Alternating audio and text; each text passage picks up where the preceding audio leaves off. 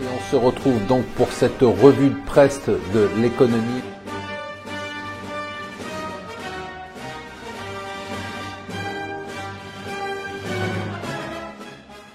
Bonjour et bienvenue sur Mon Financier pour le Morning Zapping. Nous sommes le vendredi 12 octobre.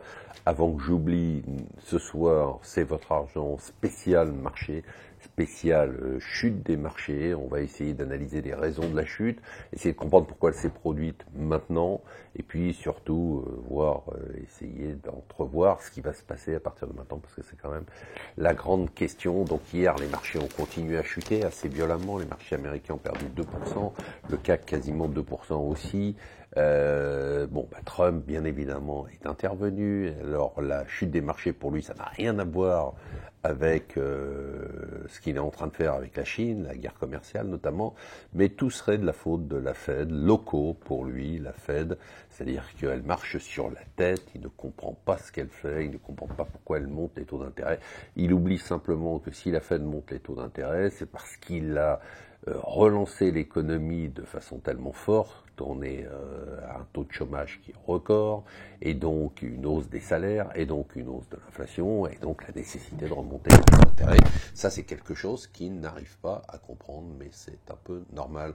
Donc voilà, c'est pour lui la faute de la Fed, un point, c'est tout. Alors, une nouvelle importante, très importante, bien évidemment, dans la chute des marchés actuels. Alors ce matin, juste une petite parenthèse, l'Asie rebondit. Bon, c'est vrai qu'on a atteint des niveaux qui étaient des niveaux objectifs depuis quelques mois. Pour l'instant, on est juste dans une correction qui est tout à fait logique après la progression qu'on a connue sur les marchés depuis des années.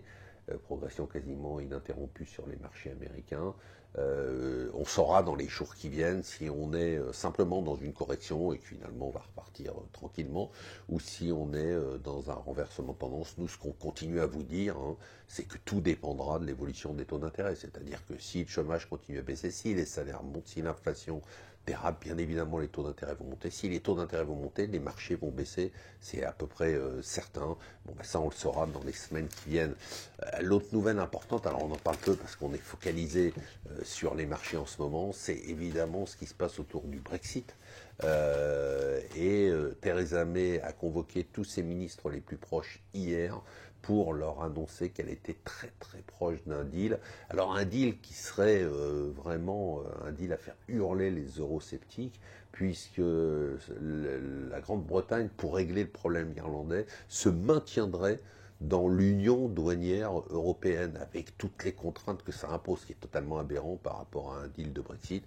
Donc ça va encore gueuler, mais elle pourrait réussir à le faire passer. Alors, la une des journaux, on en parlait hier dans la newsletter, c'est la taxe d'habitation. Ça, c'est vraiment le grand flop. C'est-à-dire que c'était la mesure de relance du pouvoir d'achat, ou une des mesures, avec la suppression de la taxe d'habitation et la baisse pour 80% des Français. En fait, ce qui s'est passé, c'est que les mairies qui ont eu une baisse des allocations de l'État et qui ont des problèmes de budget ont monté les taxes d'habitation. Du coup, pour beaucoup de Français, la taxe d'habitation, non seulement elle ne monte pas, elle ne baisse pas, mais elle monte. Et vous savez, on anticipe toujours en économie et sur les marchés.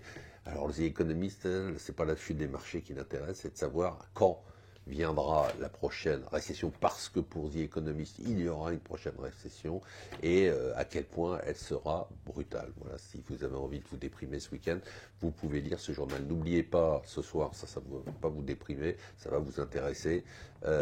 C'est votre argent qui sera rediffusé ce week-end, et ensuite en replay. Je vous souhaite une excellente journée et un excellent week-end.